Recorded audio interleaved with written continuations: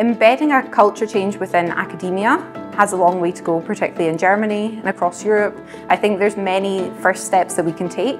One of the very important things is building a professional community, which is what we're doing here at this event today.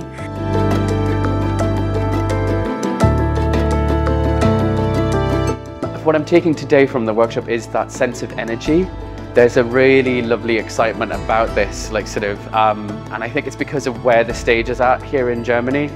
And what I'm really looking forward to seeing is what happens next.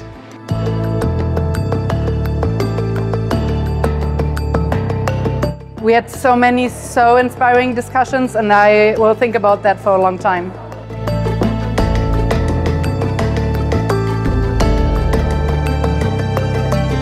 We all come from different fields most of the times, even though we are working in public engagement, and it's very important to have the focus on our different expertises and bring that all together for the collective success of public engagement, especially when you're trying to institutionalize it.